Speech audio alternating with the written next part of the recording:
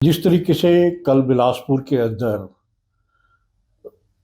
सत्ता पक्ष ने जश्न मनाया, वो जश्न है बर्बादी हिमाचल प्रदेश, जिसे हिमाचल की जनता मान रही है।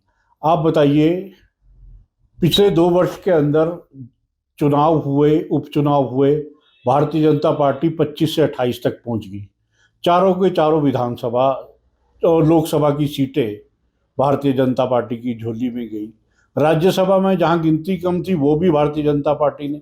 ये जो जश्न मनाया जा रहा था, जो लोकतंत्र के अंदर लोगों का जो जनमत होता है, उसमें अधिकांश जनमत तो भारतीय जनता, उनके बाद अधिकांश जनमत तो भारतीय जनता पार्टी को मिला।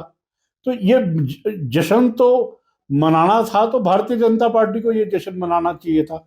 और जिस तरीके से जो हमारे उप मुख्यमंत्री, जिनका मैं बहुत आदर करता हूं और मैं उनकी बहुत रिस्पेक्ट करता हूं, जिस तरीके से कल वो बोल रहे थे, वो तो ऐसे बिहेव कर रहे थे जिस तरीके से वो अफसरशाही को जो फटकार लगा रहे थे, भारतीय जनता पार्टी को कोस रहे थे, उससे ऐसा लग रहा था कि भी उनको अभी वो अपने आप को अभी भी विपक्ष का नेता मान रहे हैं।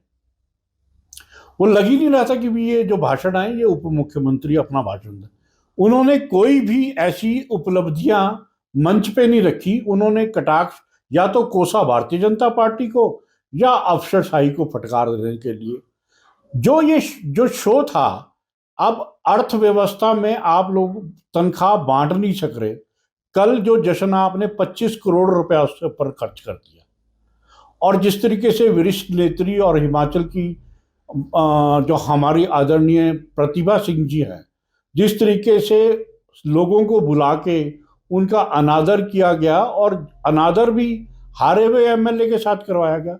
आप यदि आज सत्ता में हैं तो उस परिवार के कारण आप सत्ता में आए, और उसी परिवार को जिस तरीके से उनको वहां भाषण के बीच में बोला गया, मुझे नहीं लग रहा कि वहां कोई जरूरत थी। ना तो कोई बारिश आ रही थी, ना जैसे चुनाव की अवधि खत्म होती है ना, लास्ट वाले दिन जो समय खत्म होता है, उस स्थिति में भी कभी किसी वरिष्ठ नेता को भाषण देते हुए इस तरह कभी भी टोका नहीं जाता।